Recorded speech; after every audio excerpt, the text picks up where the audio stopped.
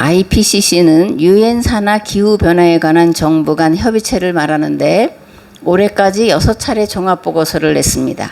이 보고서의 주요 내용은 뭐냐면 온실가스 배출을 통한 인간 활동은 전 지구 지표 온도를 20세기보다 2020년 현재 1.1도를 상승시켰고 2040년에는 1.5도에 도달할 거다. 이런 보고서를 냈다라는 거예요.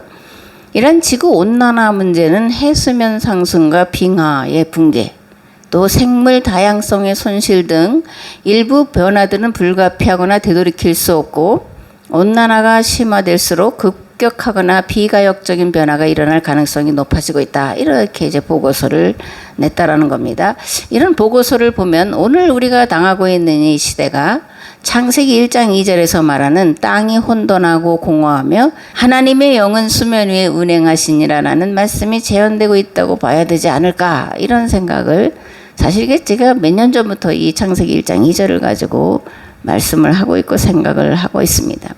이런 혼돈과 무질서와 흑암을 향해서 교회가 그럼 무슨 말씀을 선포해야 될까? 빛이 있으라. 그죠? 빛이 있으라. 이런 말씀을 선포해야 된다. 그렇게 생각을 합니다. 아멘. 복음의 역할은 생명의 빛을 세상에 가져오는 것이에요. 무질서를 질서로, 어두움을 빛으로, 혼돈을 다양성과 조화의 세계로 바꿔가고 가장 큰 위기를 가장 큰 기회로 만들어 마침내 모든 만물을 구원하는 데 복음의 역할이 있다. 그런 말씀을 드립니다. 아멘. 하나님은 복음의 능력을 통해서 만물을 구원하는 일을 교회에 위임하셨는데 이는 출애굽한 백성들에게 가나안을 주신 이유와 그리고 목적과 같습니다. 즉 가나안 땅을 거룩한 나라로 만들어 세상이 와서 보고 믿어 구원에 이르도록 하기 위해서 옛 계약 공동체인 이스라엘에게 주신 것처럼 로마 제국을 새 계약 공동체인 교회에게 주신 것은 로마 제국을 하나님 나라로 만들어 세상이 와서 보고 믿어 구원받도록 하기 위한 하나님의 계획이었다. 이런 말씀입니다. 아멘. 로마 제국을 구원한 가장 강력한 무기는 그런데 뭘까? 뭐 무기였을까요? 힘이었을까? 군사력이었을까? 아닙니다. 가장 연약한 모습, 곧 속절없이 박해받고 순교당하는 것, 그리고 가장 비참한 삶을 살던 노예들과 여인들을 통해서 가장 강력한 군사 문화를 신앙 문화로 무력화시킨 것이고 이것을 우리는 역사의 기적이다. 이렇게 말을 하고 있습니다. 아멘. 현 시대는 교회와 성도가 또 한 번 역사의 기적을 이루어내야 될 때가 아닐까, 이렇게 생각을 합니다. 이 땅에 하나님 나라가 임하도록 모든 교회가 한 마음으로 기도하고 그 일을 이루기 위해서 맡은 자리에서 최선을 다해야 하고, 그리고 그 일을 결국 성취하실 하나님의 도우심을 구해야 할 때입니다. 속히 오리라 하신 주님께서 창조를 완성하러 오실 그 길을 열어가기 위해서 교회와 성도는 온 삶을 던져야 할 때다. 그렇게 생각을 합니다. 아멘. 바벨론의 포로로 끌려간 자들은 자신들에게 닥친 가장 큰 위기 앞에서 먼저 왜 우리가 이런 처지가 됐을까, 그 원인을 돌아봤는데 그들이 내린 결론은 이렇습니다. 우리가 계약법대로 살지 않아서 망했다. 그러면 어떻게 해야 가나안 땅으로 다시 돌아갈 수 있을까? 하나님께로 돌아가는 것만이 유일한 길이다. 이런 결론을 그들이 내렸습니다. 그래서 이들은 회당을 짓고 그리고 율법을 부지런히 배웠고 그리고 그들의 역사서를 참회의 사관으로 기록을 했습니다. 그러면서 계약법을 제대로 지키면 제국이 초토화되리라는 것을 내다보았습니다. 그런데 또 한편으로 이러한 일들을 행한다고 해서 금방 고향 땅으로 돌아갈 수 있을 것이라는 생각을 하지 못했고 오랜 시간이 걸릴 것이라고 생각했는데, 그런데 하나님은 예레미야를 통해서 바벨론 포로 70년이 끝나면 돌아오게 하시겠다고 하신 약속을 신실하게 지키고 계신 것을 우리가 구약 성경을 통해서 볼 수가 있습니다. 아멘. 이런 역사를 잘 알고 있는 귀하는 이들은 그들에게 닥친 헬라 제국의 위협과 핍박 앞에서 이것을 어떻게 막아내고 신앙과 정체성을 지킬 것인가를 연구하고 그 방법을 모색을 했는데 다니엘서가 그 대안이었다, 그런 겁니다. 다니엘서 2장을 볼 텐데 여기 이제 느부갓네살의 꿈 이야기가 나오고 그리고 그 꿈을 해석하는 다니엘의 이야기가 나오는데 이 다니엘서를 기록할 당시인 BC 2세기의 국제 정세가 2장에 잘 기록이 되어 있고 다음 주에는 그것을 살펴볼 건데 이 BC 2세기의 유다 백성들이 처한 처지는 헬라 제국에 맞설 수 있는 상황이 아니었고 도리어 또다시 망할 풍전등어와 같은 상태였다라는 거예요. 이러한 상황에서 종교 지도자들인 바리새인 율법학자들은 위기를 극복할 대안을 제시하기 위해서 바벨론의 포로로 끌려가 살았던 그 다니엘을 불러내서 그죠? 다니엘의 이름을 빌어다가 다니엘서를 기록하면서 헬라 제국의 헬라화 정책을 막아내려고 했다라는 것이 다니엘서 2장에 이제 기록된 내용이고 전체 다니엘서의 주제이기도 합니다. 아멘. 다니엘이 바벨론 제국이 망하고 페르시아로 이어지는 것을 보면서 이러한 상황에서 무엇을 근거로 어떻게 하나님을 믿어야 하냐? 하나님은 살아계시냐? 또 하나님을 믿는다는 건 뭐냐? 이제 이런 걸 이제 신종론 이렇게 말하는데 그 하나님의 존재에 대해서 하나님을 믿는 것에 대해서 고민하는 그런 신앙의 위기에 처했던 것처럼 헬라 제국의 헬라화 정책과 종교 탄압 앞에서 어떻게 하면 신앙을 지키고 민족의 정체성을 지켜나갈 수 있을지를 고민하고 그 대안을 찾고 있었다. 그들을 바리새인, 서기관 또는 율법학자다 이렇게 이제 말하고 있는 거죠. 코로나 시대와 기후 위기 시대를 살아가는 우리도 마찬가지입니다. 이 위기를 어떻게 해결할 것인가? 교회와 신학의 위기 상황에서 어떻게 믿음을 지킬 것인가? 하나님을 어떻게 믿어야 하고 계속 믿어야 하는 이유는 어디에 있냐? 이런 것에 대한 물음을 끊임없이 던져야 돼요.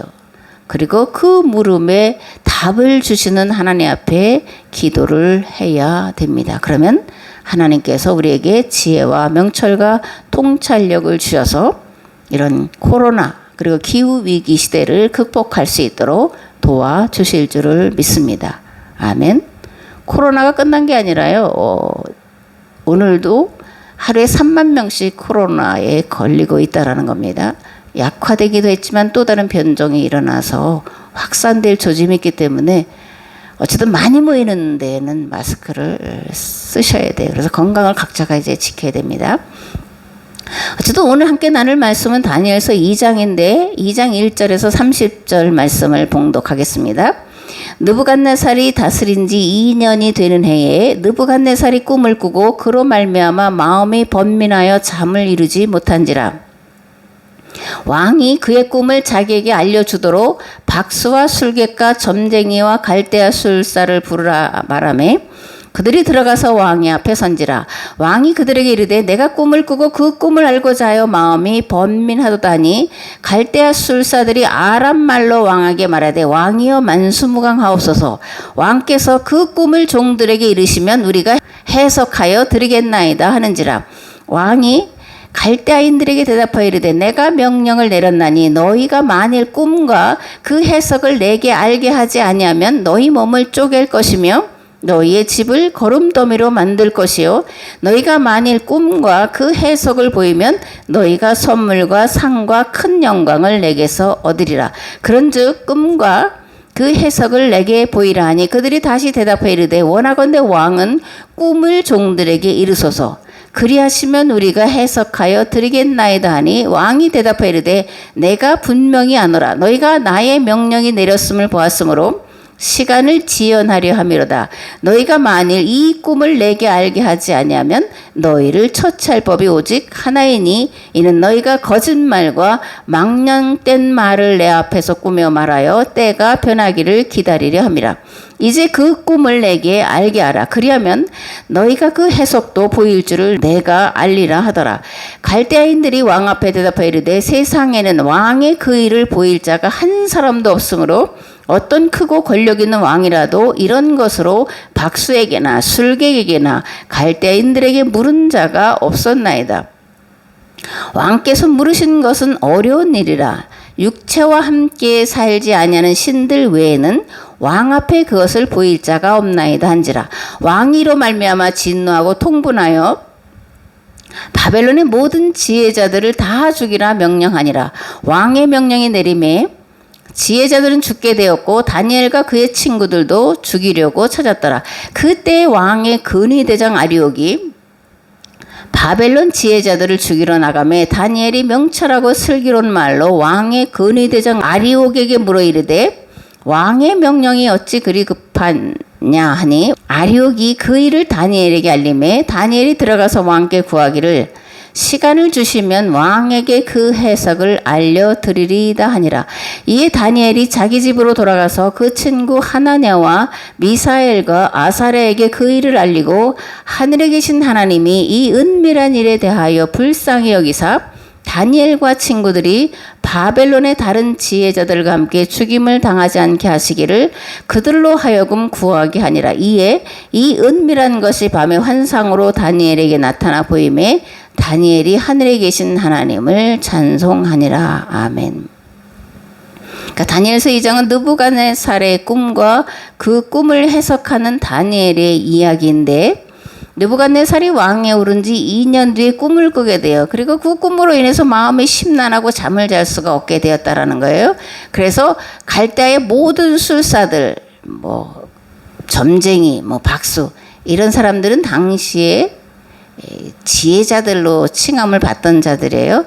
그들을 다 불러 모아가지고 내가 무슨 꿈을 꿨는지 알게 하라. 그리고 그 꿈의 내용이 뭔지 해석하라. 이렇게 이제 말을 한 거예요. 근데 어떻게 알겠냐고요. 그죠? 아무리 점쟁이든 뭐든 느부갓네살이 꿈꾼 걸 어떻게 알겠냐고. 그러니까 왕이 분노해서 다 죽여라 이런 명령을 내리게 됐고 다니엘과 다니엘의 세 친구도 죽게 되었다 그러는 거예요. 다니엘이 이 소식을 듣고 왕에게 시간을 달라 그렇게 말하고 친구들과 함께 기도했더니 하나님 우리를 불쌍히 여겨 주옵소서 기도했더니 하나님이 다니엘에게 그 꿈이 무엇인지를 알게 하셨다. 그래서 이제 아리옥에게 가서 내가 왕의 그 꿈이 무엇인지 그 꿈의 내용이 무엇인지를 말씀할 수 있도록 나를 왕에게로 인도해달라 이렇게 요청을 하고 왕 앞에 나아갔다 이런 이제 얘기입니다. 이 느부갓네살의 꿈과 이렇게 오버랩되는 게 있는데 창세기 41장에 나오는 바로의 꿈이에요. 그죠? 요셉이 감옥에 갇힌 지 만 2년이 지났을 때 바로가 꿈을 꾸게 돼요. 그리고 그 꿈을 해석할 차를 잤는데 아무도 그 꿈을 해석할 수가 없었고 이 바로는 아주 걱정 근심과 두려움에 사로잡히게 됩니다. 그러면 바로가 꿈을 꾸게 된 원인은 무엇일까? 자다가 꿈을 꿨나 그런 생각을 할 수도 있지만 이제 뭐라 그래요? 예지몽 이런 말도 쓰는데 어쨌든 그런 꿈을 꿨습니다. 그런데 이 바로가 꾼 꿈은 요셉 때문에 꿨다. 이제 우리가 이렇게 해석을 하는 거예요. 왜 요셉 때문에 바로가 꿈을 꿨을까?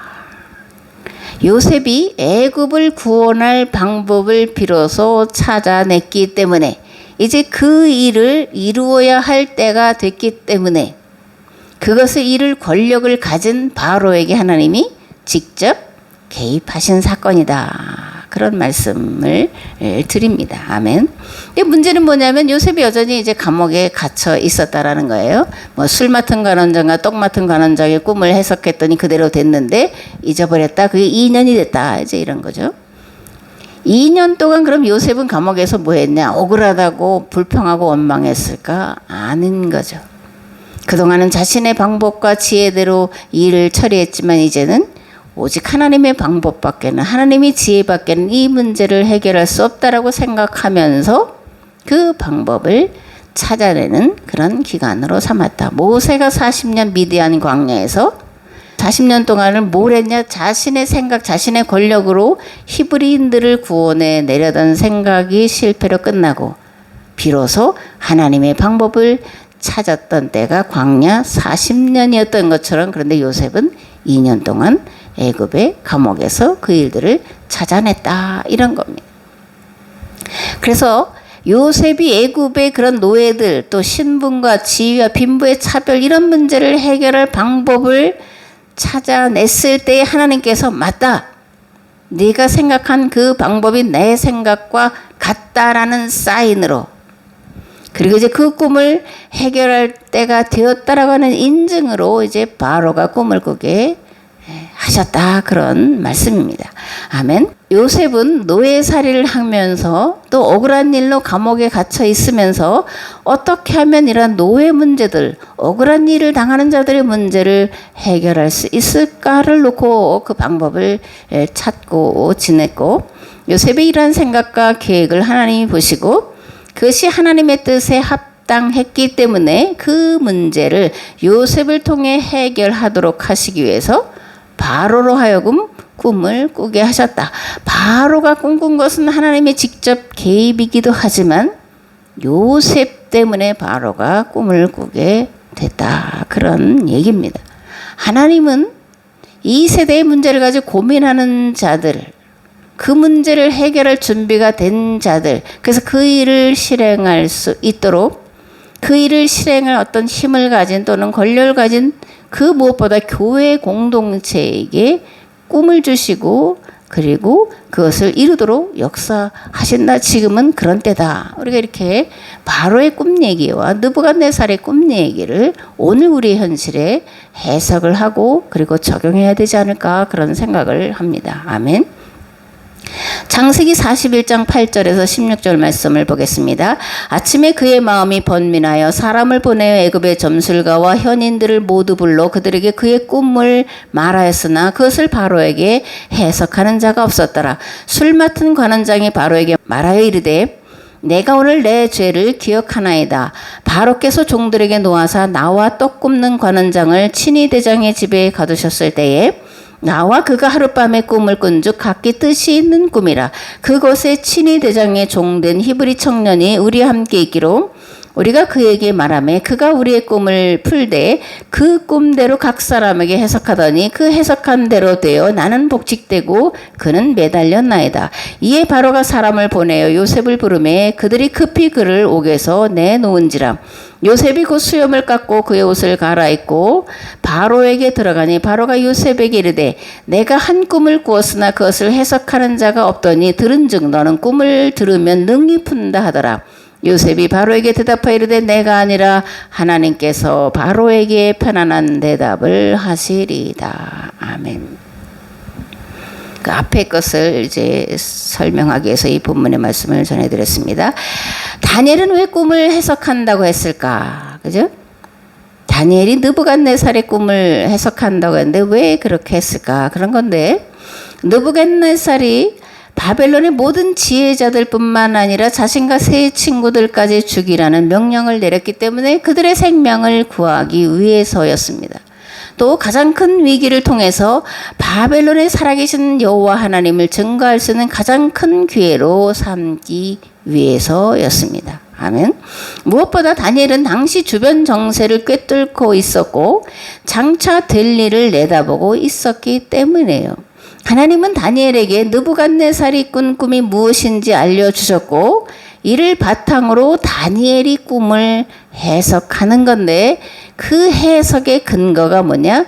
하나님이 만드신 만물의 법 가운데 들어있는 인과율이라는 겁니다. 그러면 인과율이 뭐냐?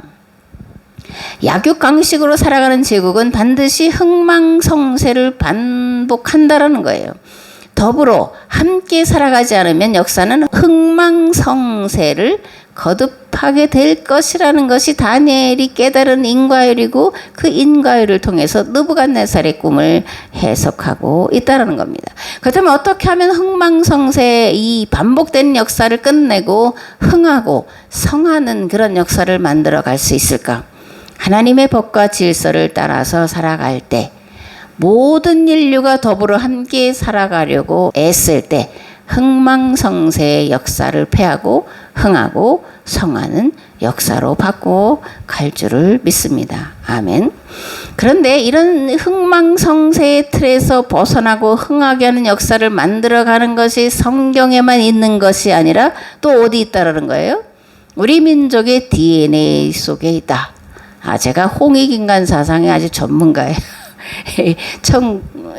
2018년인가 평창 동계올림픽 때 우리가 이제 우리 역사를 세계 만민에게 좀 보여주자 뭐 해서 이제 뭐 공부하고 뭐 했었는데, 그때 제가 맡은 부분이 이제 홍익인간 사상이었기 때문에 꽤 오랫동안 이것을 제가 정리해서 이런 이야기들을 이제 많이 하는 건데, 우리 민족의 DNA 속에 있는 홍익인간 사상, 그리고 제세2와 사상이 흥망성쇠의 역사를 끝내고 흥하고 성하는 역사를 만들어갈 수 있는 것이고, 놀랍게도 이것이 성경의 희년 사상과 맥을 같이 하고 있다라는 겁니다. 여러분들이 자녀를 낳고 하는 것은 이런 흥망성쇠의 역사를 끝내고 흥하고 성하는 역사를 만들어 가기 위해서 하나님이 자녀를 나에게 주셨다 라고 생각하시고 그 꿈을 이룰 수 있도록 온 힘을 다해서 키워내야 되는 거예요.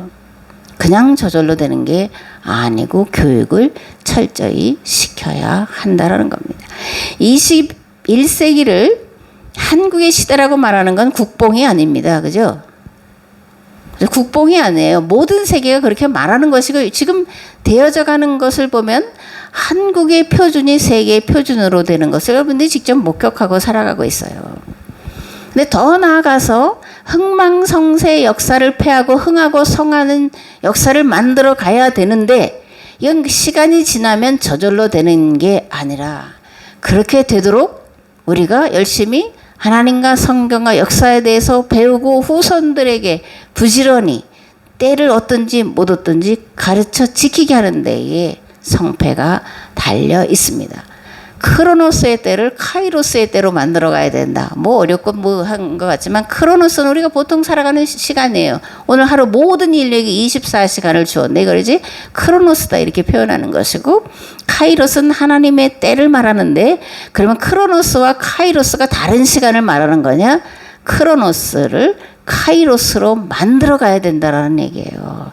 나에게 주어진 시간을 하나님의 때로 만들어 가야 된다. 그러기 위해서 우리가 모든 것을 집중시켜야 되고, 그리고 기도해야 되고, 각자에게 주어진 삶의 자리에서 최선을 다해야 된다. 그런 얘기입니다. 아멘.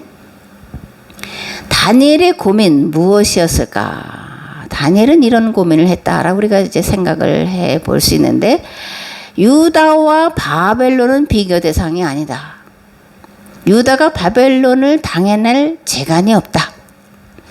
바벨론이라고 하는 성을 보니까 도무지 망할 것 같지 않다. 더 큰 문제는 바벨론이 망하더라도 또 다른 제국이 들어설 것이다. 이게 다니엘의 고민이었어요.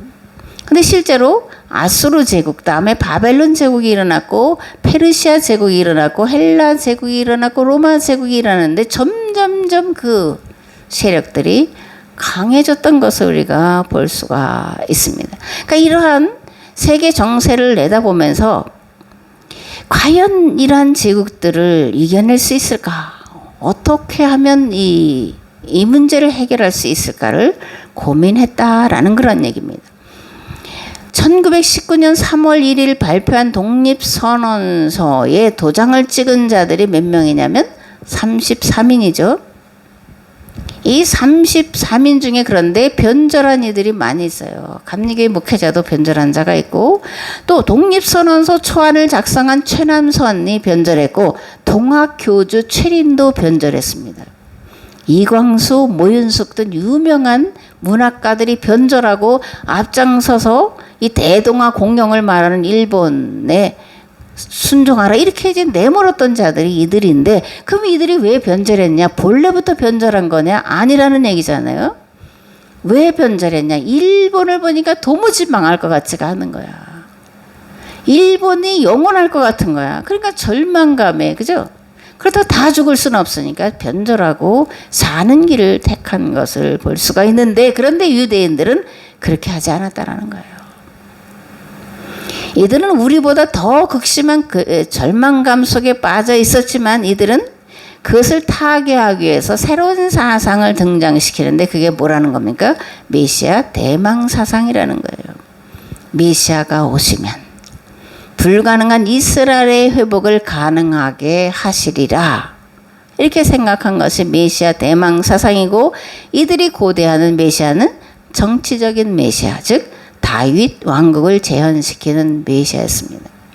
그 창세기 1장 1절을 히브리어 그 음가로 하면 뭐 17이라는데 그게 또 다윗의 별이라네요. 어쨌든 근데 그거는 왜냐면 바벨론 포로지에서 어떻게 하면 나라를 회복시킬 수 있을까를 그들이 생각하면서 그들이 고백해낸 신앙 고백이 창세기 1장 1절에요. 대체 하나님이 천지를 창조하셨다. 이 하나님께 우리가 범죄해서 우리가 바벨론의 노예로 끌려왔다. 그러므로 하나님께로 돌아가면 하나님 우리를 회복시키시리라는 신앙 고백을 첫 장에 선언하고 있는 게 대체 하나님이 천지를 창조하시니라는 말씀 속에 들어가 있어요. 그거는 히브리인들의 생각이면서, 그런데 모든 믿는 자들의 신앙 고백이라는 것을 우리가 알 수가 있습니다. 또 알아야 됩니다.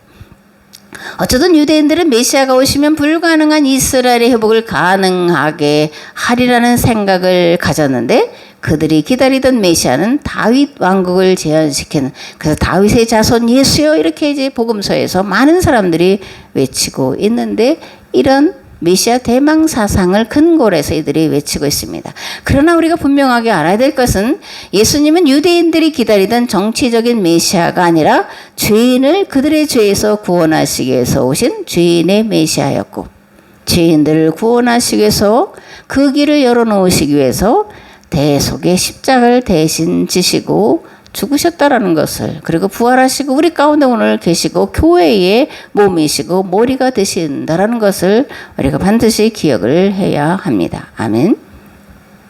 앞에서 이제 창세기 41장 바로의 꿈을 말씀을 드렸는데, 바로의 꿈, 다시 말하면 바로가 꿈을 꾼 것은 요셉이 노예 문제를, 그리고 빈부 신분 이런 차이 차별을 해결할 방법을 찾아냈다는 얘기고, 그런데 다니엘도 요셉과 같이 이런 문제를 놓고 고민을 했다라는 거예요. 다니엘은 포로로 끌려온 수많은 나라의 백성들이 계속해서 노예살이를 해야 하냐, 어떻게 노예살이 문제를 해결할 수 있냐를 놓고 고민하며 그 해결 방법을 찾고 있었다. 이렇게 반복해서 말씀을 드립니다. 그렇다면 다니엘은 현실을 어떻게 인식하고 있었을까? 어떻게 바벨론 제국을 멸망시킬 수 있을까? 어떻게 가나안 땅으로 돌아올 뿐만 아니라 모든 노예로 잡혀온 자들을 자기 땅 자기 고국으로 돌아갈 수 있게 할 수 있을까? 무엇으로? 근데 보면 이런 겁니다. 날아온 돌멩이. 다음 주에 볼 텐데 이 날아온 돌멩이가 와서 로마 제국을, 바벨론이죠. 그죠? 날아온 돌멩이가 바벨론 제국을 멸망시킬 것이다. 또, 요 BC 2세기에는 이 날아온 돌멩이가 로마 제국을 멸망시킬 것이다. 이렇게 이제 헬라 제국과 로마 제국을 멸망시킬 것이다. 이렇게 이제 인식을 하고 있었다라는 겁니다. 즉, 제국은 당분간 이어질 것이다. 그러나 제국은 날아온 돌멩이에 의해서 박살날 것이다. 제국의 역사는 흥망성쇠의 역사다. 제일 강한 나라가 됐을 때 그때가 곧 망할 때가 되었다. 이렇게 현실을 인식하고 있었다라는 겁니다. 그러면 다니엘은 어떻게 이런 생각을 하고 이런 현실 인식을 할 수 있었을까? 물극필반의 원리와 이치를 깨달았고, 하나님께서 세상을 운행하시는 원리가 인과율이라는 것을 깨달았기 때문이에요. 더 중요한 것은 창조의 지혜와 지식이 율법에 들어있는데, 다니엘은 또 세 친구는 율법에 대해서 열심히 특심했고, 그리고 율법을 잘 알고 있었기 때문에 이런 현실 인식을 하고 있었다라는 겁니다. 아멘. 다니엘서 2장 34절에서 35절을 말씀을 보겠습니다. 임금님께서 그것을 보고 계시는데 아무도 손을 대지 않은 돌 하나가 난데없이 날아들어와 쇠와 흙으로 된 그 발을 쳐서 부수어 버렸습니다. 그러자 쇠, 흙, 노쇠, 은, 금이 한꺼번에 부서져 타작마당의 곁처럼 가루가 되어 바람에 날려가고 자취도 남지 않았습니다. 그런데 그것을 친 돌은 산같이 큰 바위가 되어 온 세상을 채웠습니다. 여기에 뭐 쇠로 되고 흙으로 되고 노쇠로 되고 뭐 은으로 된 것은 헬라 제국 알렉산더가 죽은 이후에 4개로 나눠질 그런 상황을 말하는 것이고, 그리고 로마 제국이 등장하고 로마 제국의 멸망까지 내다보는 그런 얘기다. 그런 말씀입니다. 아멘. 날아온 돌멩이, 교회를 말하는 거예요. 그러면 이 날아온 돌멩이는 어디서부터 왔냐? 하나님께로부터 왔다라는 겁니다. 아멘. 로마 제국은 날아온 돌멩이인 교회로 인해 망한 거예요. 박해받던 교회가 313년 콘스탄틴 황제의 밀라노 칙령에 의해서 로마 제국의 국교가 되는 일들이 벌어진 겁니다. 아멘. 그러면 콘스탄틴 황제는 왜 기독교를 공인하는 칙령을 반포했을까? 이 콘스탄틴 황제의 생각 속에는 기독교 복음으로 로마 제국 전체를 다스려 보자라는 생각을 갖고 있었기 때문이에요. 그럼 왜 이 황제는 기독교 복음을 가지고 로마 제국을 다스리려고 했을까? 당시에 기독교인들이 박해 상황에서도 순교의 상황에서도 기꺼이 신앙을 지킬 뿐만이 아니라 성도들끼리 서로 돌아보는 삶을 살았고, 더 중요한 것은 가정과 자녀들이 순교를 지키는 그런 삶을 살았기 때문에, 그것을 봤기 때문에 기독교 복음으로만이 로마 제국을 평화롭게 통치할 수 있겠다라고 생각을 하는 겁니다. 로마 제국은 그럼 어땠냐? 음란한 종교와 음란한 삶으로 인해서 가정이 붕괴되고 있었다라는 거예요. 거룩은 더러움과 악을 이기는 능력입니다. 교회는 거룩한 삶으로 로마 제국의 악을 붕괴시키고 하나님 나라를 만들어갈 기틀을 마련했고, 이것은 오늘날도 동일하다. 그렇게 생각을 합니다. 아멘. 하나님은 왜 로마 제국을 교회에게 맡기셨을까? 출애굽한 이스라엘 백성들에게 가나안 땅을 약속하시고 여호수아의 인도로 가나안 땅에 들어가서 그 땅을 거룩한 나라로 세우도록 하신 것처럼 로마 제국은 교회에게 주신 제2의 가나안이다. 오늘 한국은 제2의 가나안 또는 제3의 가나안, 제3의 가나안 그런 나라다.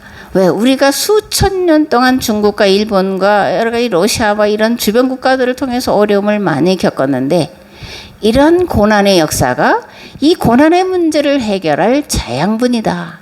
그 자양분이 이제 충분히 찾는데 이것을 뚫고 나가서 펼칠 자를 하나님이 찾고 계신다. 워낙에는 이 말씀을 듣는 저와 여러분, 그리고 다른 모든 이들이 이와 같은 일에 쓰여지시기를 우리 주 예수 그리스도의 이름으로 축복합니다. 아멘. 역사의 비극, 특별히 중세 교회의 비극이 뭐였을까?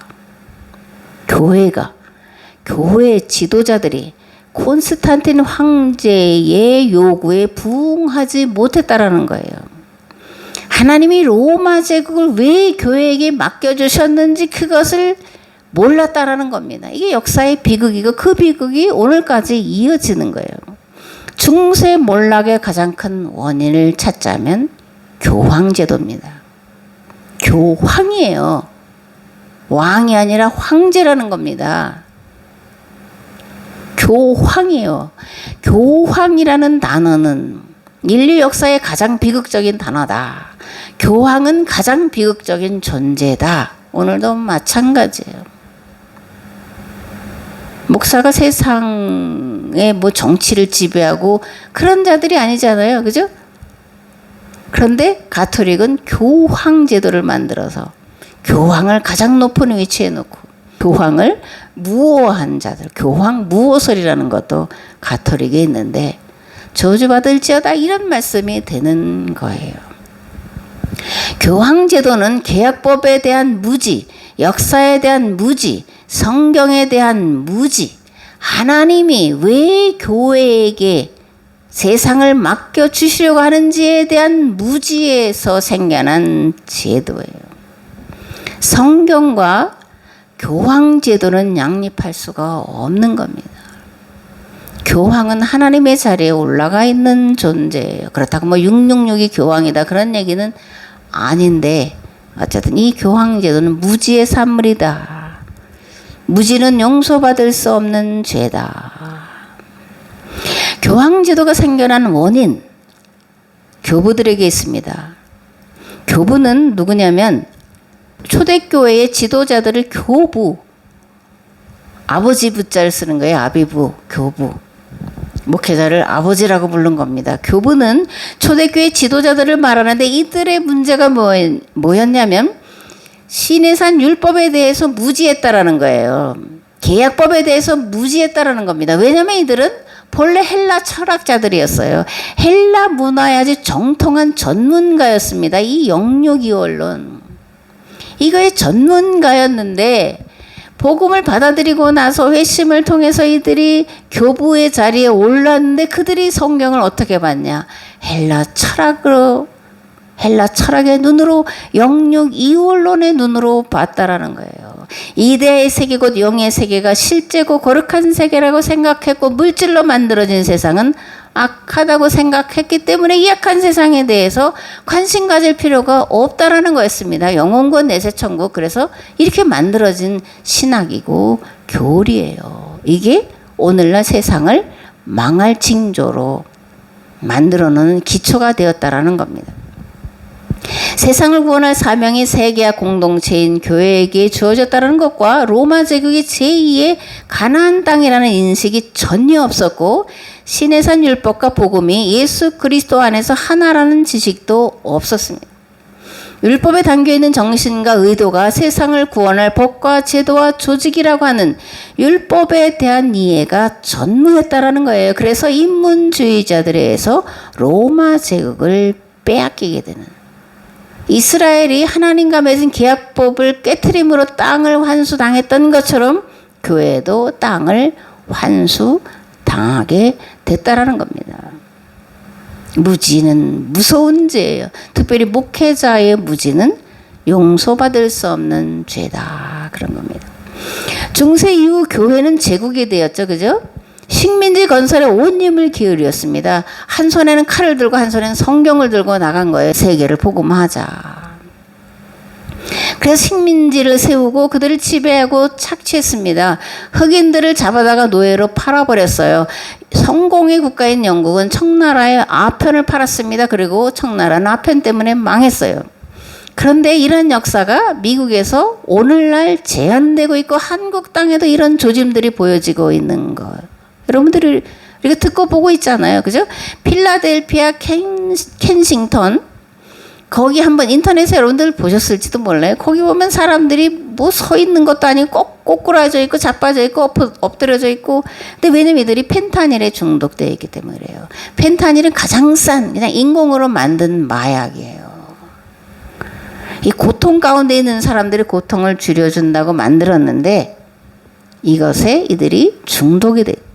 그래서 미국의 사망 원인 1위가 이 펜타닐 중독이라는데 1년에 7만 명이 마약 중독으로 죽어가고 있답니다. 애들, 여자들, 노인들 할 것 없이 다 그렇게 죽어가고 있어요. 좀비가 되어가고 있는 것을 지금 필라델피아, 그 켄싱턴이라는 거리가 아주 대표적으로 보여주고 있습니다. 펜타닐을 만들어서 미국에 보내는 나라가 어느 나라냐? 중국이에요. 그러니까 심은 대로 거두고 있는 겁니다. 영국이 악을 뿌렸고 그 후손들이 건너가 공간 미국이 그 피해를 직접 보고 있습니다. 그리고 이러한 악을 제한하는 중국은 그러면 자유하냐? 아닙니다. 중국도 이런 악한 열매를 반드시 거두게 될 거라는 것. 그건 불보듯이 뻔한 일이에요. 왜? 하나님의 법이기 때문에, 인과율이기 때문에, 악을 심었기 때문에 악을 거두게 되는 겁니다. 두려운 일이에요. 세계 1, 2차 대전이 일어난 것은 유럽입니다. 공산주의 사상은 유대인인 마르크스와 독일인 엥겔스가 만들었고 공산당 선언은 영국에서 반포되었고 공산주의 혁명은 소련에서 성공했는데 이들의 공통점이 뭐냐면 다 기독교 국가라는 데 있어요. 성경과 하나님과 역사에 대한 무지는 이토록 무서운 결과를 만들어낸 것이 지난 20세기의 세계사인 것을 우리가 알 수가 있습니다. 우리는 신앙생활에 열심 내기 전에 하나님과 성경과 역사에 대한 바른 이해가 있어야 됩니다. 그렇지 않으면 헛된 열심으로 헛된 결과를 얻게 될 것입니다. 천국인 줄 알았더니 지옥이더라. 이렇게 되면 이걸 어떻게 그죠? 빼도 박을 수도 없고 돌이킬 수 없는 비극을 맞이하게 된다는 것을 생각하시면서 바르게 알기 위해서 우리가 힘써야 된다. 그런 말씀입니다.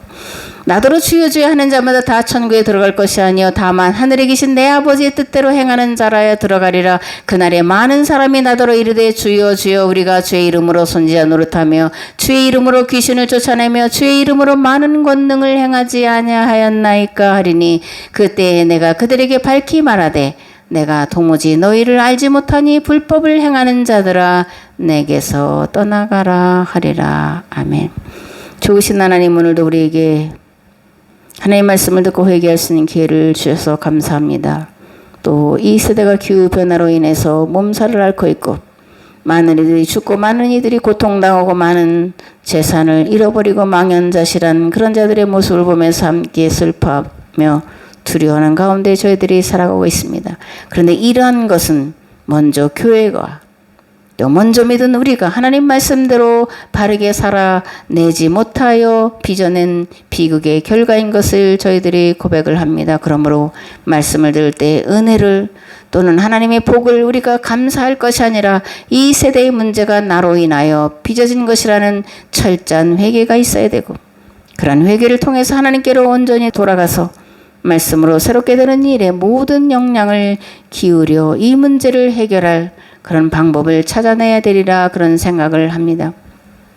오늘 우리가 이런 말씀을 들은 것은 하나님께서 혹시 우리에게 이러한 일들을 맡기시길 원하시는 것은 아니지 감히 생각을 하면서 두렵고 떨리는 마음으로 구하옵나니 하나님이여 저희들을 긍휼히 여기심으로 이 세대의 문제를 해결할 수 있는 그 일에 정말 지극히 작은 일로 작은 자로 쓰여질 수 있도록 역사하여 주옵시고 도우시기를 원합니다. 하나님, 그 일을 위해서 우리가 하나님이여 교회를 유지하고 또 말씀을 선포하는데 교회를 유지하기에 필요한 귀한 아버지 11조를 드리며 선교의 의무를 드리는 사랑하는 아버지 당신의 자녀들이 있습니다. 하나님 저들을 기억하시고 저들의 가정을 기억하시고 복종의 귀한 생명을 기억하셔서 하나님이여 저들의 믿음이 귀한 자녀에게 그대로 유산되어지고 더 좋은 믿음의 사람으로 하나님의 이 땅에서 하나님의 뜻을 이루는 복되고 아름다운 하나님의 사람 하나님의 아들이 되도록 축복하여 주옵소서. 이제는 길과 진리와 생명 되신 예수 그리스도의 은혜와 아버지 하나님의 무한하시고 극진하신 사랑하심과 성령님의 감화 감동 교통 역사하심이 하나님의 이 시대의 문제를 해결하기를 결단하고 돌아온 우리의 삶의 자리에 가정과 직장 위에 그리고 이 나라 이 민족 위에 이제로부터 영원토록 함께 하옵시기를 간절히 축원하옵나이다. 아멘.